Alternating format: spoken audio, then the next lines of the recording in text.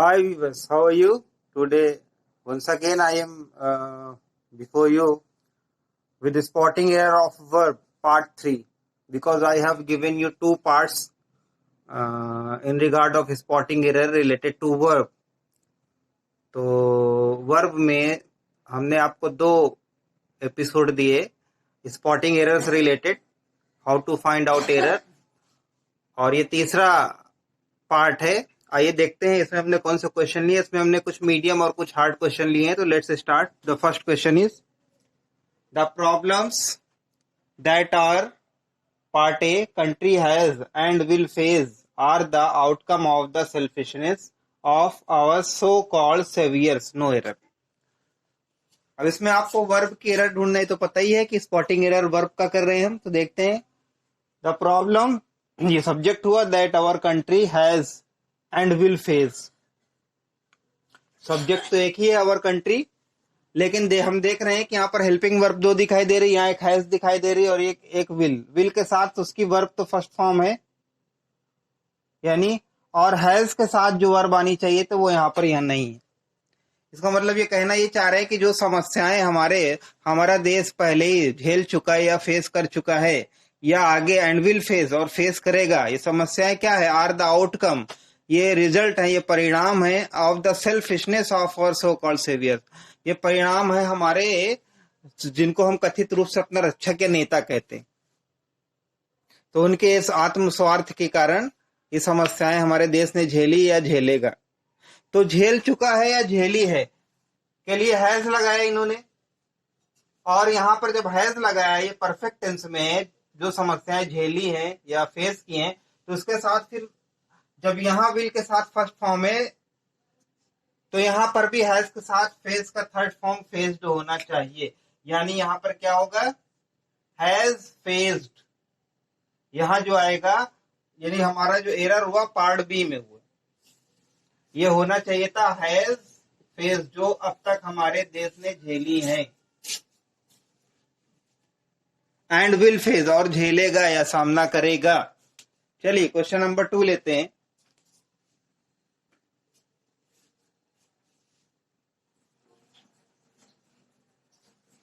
Question number 2 क्या है, being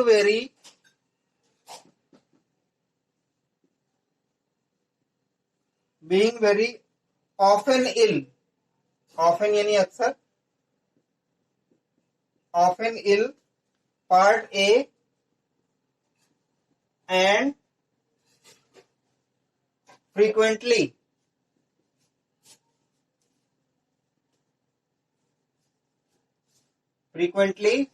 का मतलब भी प्राय अक्सर होता है। Absent part B, he had no opportunity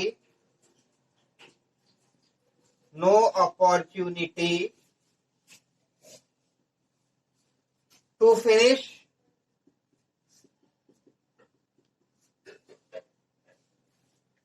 his work,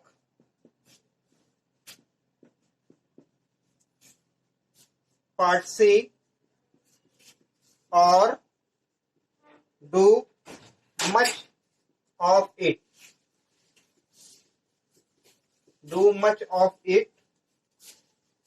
in fact, part D, और no error, पार्ट ई। अब आइए देखते हैं कि इसमें वर्ब से रिलेटेड मिस्टेक क्या है, एरर कहां पर है। क्या कहना चाह रहे हैं, being very often ill and frequently absent, अक्सर बीमार होने और एब्सेंट अनुपस्थित होने के कारण, ही हैड नो अपॉर्चुनिटी, उसको मौका नहीं मिला या उसके पास मौका नहीं था, टू फिनिश हिज वर्क, कि वो अपने कार्य को पूरा कर सके, और डू मच ऑफ इट, या फिर उसका ज्यादा पार्ट कर सके। तो अब देखते हैं, बीइंग वेरी ऑफन इल, बीइंग तो चलिए ठीक है, बीइंग मीन्स होना होता है, तो अक्सर बीमार होने पर, एंड फ्रीक्वेंटली एब्सेंट, और अक्सर अनुपस्थित होने पर, ही हैड नो अपॉर्चुनिटी, उसके पास मौका नहीं था, अवसर नहीं था, टू फिनिश हिज वर्क, अपने कार्य को फिनिश करने का, और डू मच ऑफ इट। मैं मिस्टेक यहीं पर है कि जब यहां पर अपॉर्चुनिटी टू फिनिश है, यानी पूर्ण करने का, अपने कार्य पूर्ण करने का, तो यहां पर भी केवल डू नहीं आएगा, यहां पर भी इंफिनिटिव आएगी, और टू डू, यानी पर्पस दिखा रहा है, उद्देश्य दिखा रहा है, और to do much of it. यहां पर होना क्या चाहिए था, यहां पर होना चाहिए था to do, to do much of it. Do की जगह यहां पर टू डू होना चाहिए, क्योंकि वहां पर टू फिनिश इज वर्क, कार्य को पूरा करने का या इसका अधिक भाग करने का, और to do much of it. तो चलिए, इसका मतलब हमारी जो मिस्टेक है वो पार्ट डी में है। क्वेश्चन नंबर 3 लेते हैं।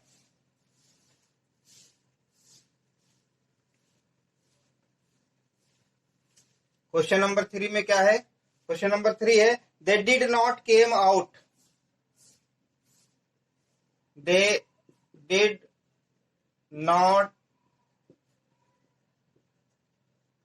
केम आउट विक्टोरियस, विक्टोरियस नहीं, विजेता, जीतने वाला, विजयी, victorious, part A,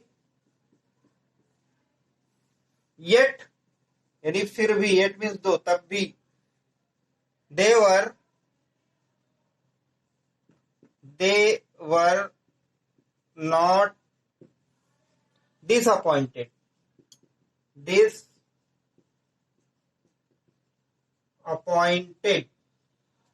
part B,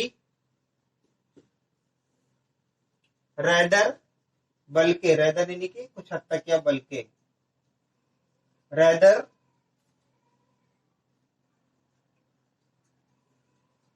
satisfied, rather satisfied because, part C, they had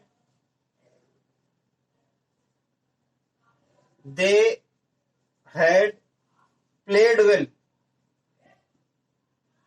played well, part D, और no error,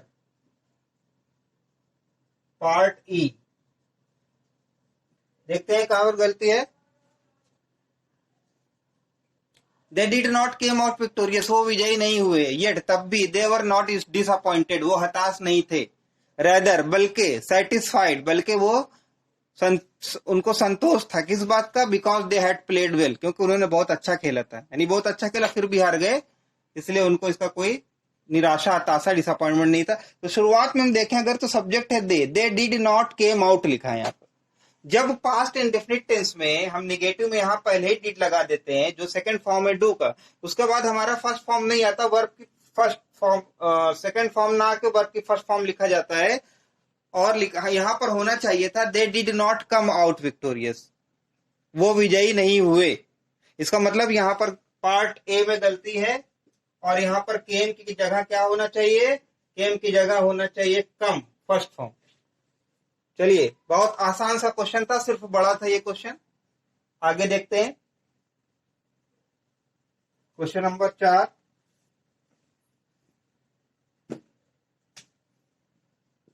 क्वेश्चन नंबर 4 में हम लेकर आए हैं, आई होप, मैं आशा करता हूं, द कंट्रीज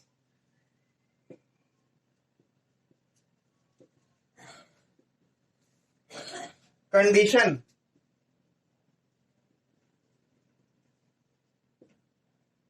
पार्ट ए में go from bad to worse,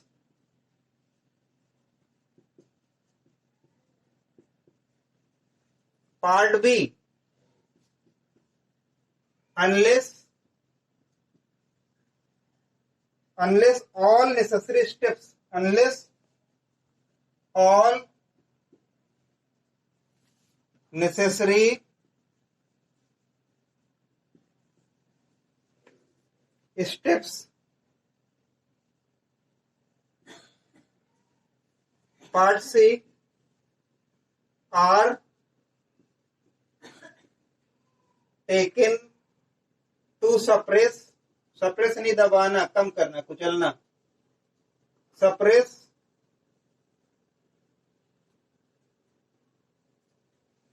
terrorism,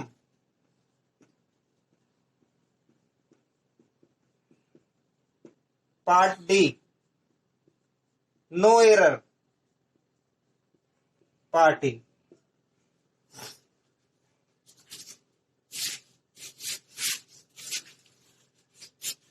तो इस तरह से हम देखते हैं यह पार्ट ई आपका, I hope the country's condition may go from bad to worse. मैं आशा करता हूं कि देश की स्थिति बद से बदतर हो जाएगी, बैड टू वर्स नहीं, बद से बदतर होना। अनलेस ऑल नेसेसरी स्टेप्स, जब तक कि पूरे आवश्यक कदम आर टेकन नहीं उठाए जाते। किस चीज के लिए नहीं उठाए जाते? टू सप्रेस टेररिज्म, आतंकवाद को कुचलने के लिए, दबाने के लिए। तो यहां पर दा कर लीजिए, यहां पे दा होना चाहिए, नहीं तो आर्टिकल की गलती हो जाएगी। चलिए, तो हम देखते हैं कि सेंस ये दे रहा है क्वेश्चन कि आई होप, मैं आशा करता हूं कि देश की स्थिति बद से बदतर, खराब से और खराब हो जाएगी, जब तक कि टेररिज्म को दबाने के लिए सारे कदम नहीं उठाए जाते। तो एक चीज बड़ा बारीकी से देखिए, थोड़ा टफ क्वेश्चन था, जल्दी से पकड़ में आने वाला नहीं है। जब हम किसी चीज को लेकर भय व्यक्त करते हैं, डर व्यक्त करते हैं या खतरा, तो हम फियर लिखते हैं, होप नहीं लिखते। होप गुड सेंस में लिखा जाता है, अच्छे सेंस में, प्लेजरेबल सेंस में। और यहाँ पे एक बुरा सेंस आ रहा है, एक खतरा, एक धमकी, तो यहाँ पर होगा होप की जगह लिखा जाएगा फियर। यही गलती है, ध्यान से देखिए। यानी कि वर्ब के अर्थ में भी गलती दी जा सकती है, इस पर्टिकुलर पार्ट ए में गलती है मत, तो याद रखिए। चलिए आगे चलते हैं, इस तरह के क्वेश्चन याद रखने लायक हैं। क्वेश्चन नंबर 5,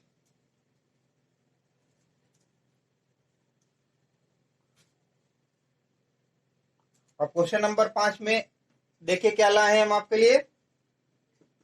क्वेश्चन नंबर 5 देखिए, एक बात याद रखिएगा आप लोग कि हम यहाँ पर वर्ब की स्पॉटिंग एरर कर रहे हैं, और हमें यहाँ तो पता है कि हम वर्ब की स्पॉटिंग एरर पकड़ रहे हैं, लेकिन जब हमें एग्जाम में ये नहीं पता रहेगा, वहां वर्ब से रिलेटेड, एडजेक्टिव से रिलेटेड, नाउन से रिलेटेड हो सकता है, इसलिए हर पार्ट को अच्छे से देखें। Question number 5, having had reached, part A, the station,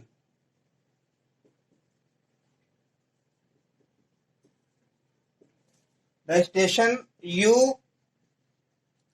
part B, में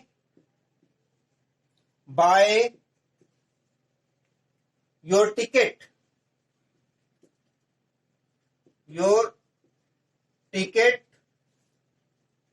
and wait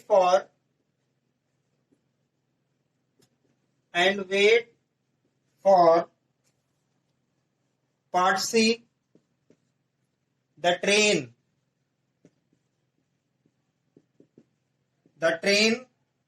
for Delhi,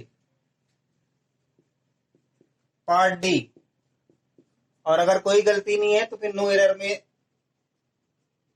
हम नो एरर को मानते हैं, जिसको कहते हैं पार्ट ई। चलिए देखते हैं कहाँ गलती है कि नहीं है। Having had reached the station, station पहुंचने पर या स्टेशन पहुंचने के बाद, you may buy your ticket, तुम अपना टिकट खरीद सकते हो, and wait for the train for Delhi, और दिल्ली वाली ट्रेन का इंतजार या प्रतीक्षा कर सकते हो, वेट कर सकते हो। तो यहां से इन्होंने शुरू किया था परफेक्ट पार्टिसिपल से, लेकिन यहां पर इन्होंने हैड लगा दिया, जबकि परफेक्ट पार्टिसिपल कहाँ यूज होता है? जहां पे एक ही सब्जेक्ट हो काम करने वाला, और एक सब काम खत्म करने के बाद कंप्लीटली तब वो दूसरा काम शुरू करे। तो इसको हम परफेक्ट पार्टिसिपल से शुरू करते हैं और हैविंग और वर्ब की थर्ड फॉर्म लगाते हैं। तो हैविंग और रीच्ड ही पर्याप्त है, एनफ है। इस हैड की यहाँ कोई जरूरत नहीं है। इसका मतलब जो हमारा एरर है इस सेंटेंस में, वो है पार्ट ए में, हैड नहीं होना चाहिए था। हैविंग रीच्ड बहुत है, having reached the station, station पहुंचने के बाद, पहुंच चुकने के बाद। तो चलिए ये सेंस पूरा हुआ। Question number 6,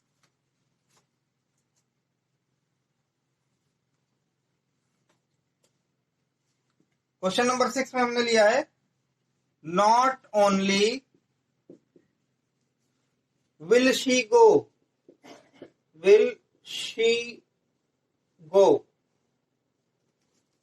part A, to the pictures यहाँ पिक्चर्स की जगह अगर हम सिनेमा कर दे तो और अच्छा रहेगा, cinema. But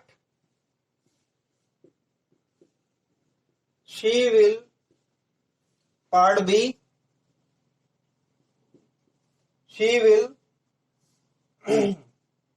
also meet, she will also meet some of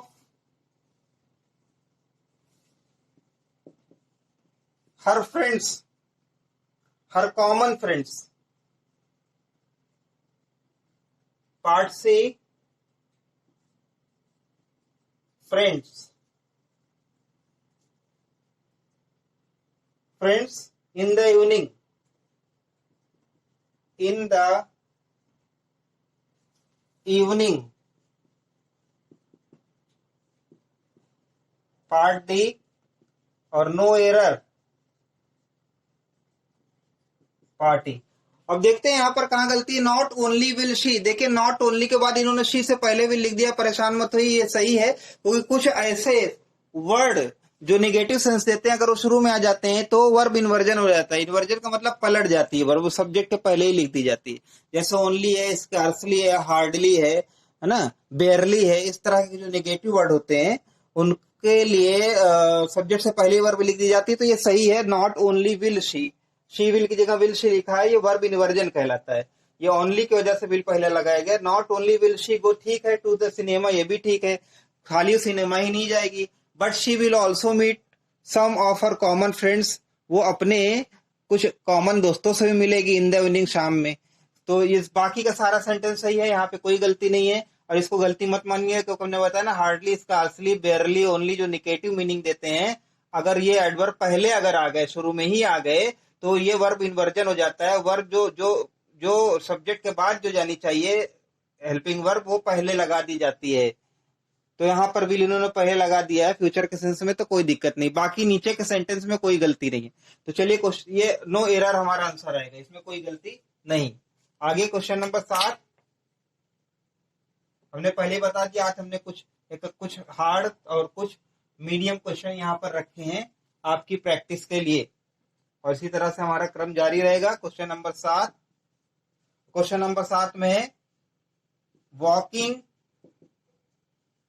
in the field, in the field, part ए,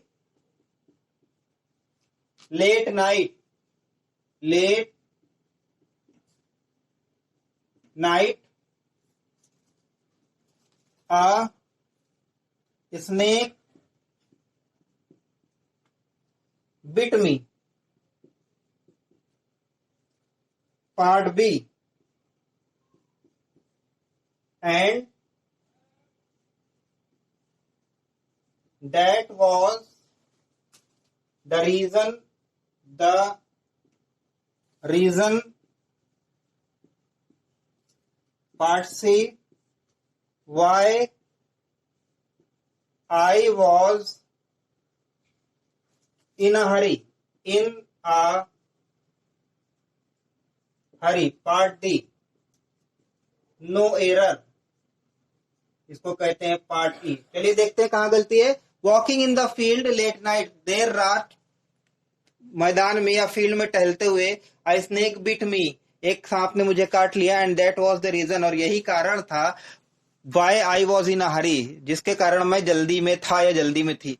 तो अब एक चीज यहाँ पर देखिए कि इन्होंने प्रेजेंट पार्टिसिपल से नॉन फाइनाइट वर्ब से सेंटेंस को शुरू किया, लेकिन प्रेजेंट पार्टिसिपल वहां पर शुरुआत करते हैं जब सब्जेक्ट एक ही हो और वो काम दो कर रहा हो, और दोनों काम या तो साथ साथ चल रहे हो, या दोनों काम फिर एक काम के बाद दूसरा काम तुरंत शुरू हो जाए, कोई उसमें टाइम इंटरवल ना आए। लेकिन यहाँ पर टहल रहा है सब्जेक्ट, यानी जिसको सांप ने काटा है, टहलने वाला एक इंसान है और काटने वाला एक सांप है, यानी दो क्रियाएं दो अलग अलग सब्जेक्ट ने की हैं। तो यहां पर ये प्रेजेंट पार्टिसिपल से शुरू करना गलत होगा, क्योंकि यहां पर फिर हमें दोनों को सब्जेक्ट मेंशन किया। यहां पर आई स्नेक सब्जेक्ट और बिट वर्ब है, और यहां पर अगर हम यहां सब्जेक्ट मेंशन नहीं करते तो ये माना जाएगा कि सांप ही जो है वो टहल रहा था। तो जबकि सब्जेक्ट यानी कोई इंसान टहल रहा था, तो यह सेंटेंस होना चाहिए था कि while I was walking in the field। ये होना चाहिए था while I was walking in the field, while he was walking in the field, यानी कि जब मैं टहल रहा था मैदान में, या जब वो टहल रहा था मैदान में, यानी कि उस अवधि में, उस दौरान। तो यहाँ पर क्या होना चाहिए था? इसकी जगह होना चाहिए था while, या तो I लगा दीजिए, या she भी, कोई भी सब्जेक्ट हो सकता था, he हो सकता था। was walking in the field, was walking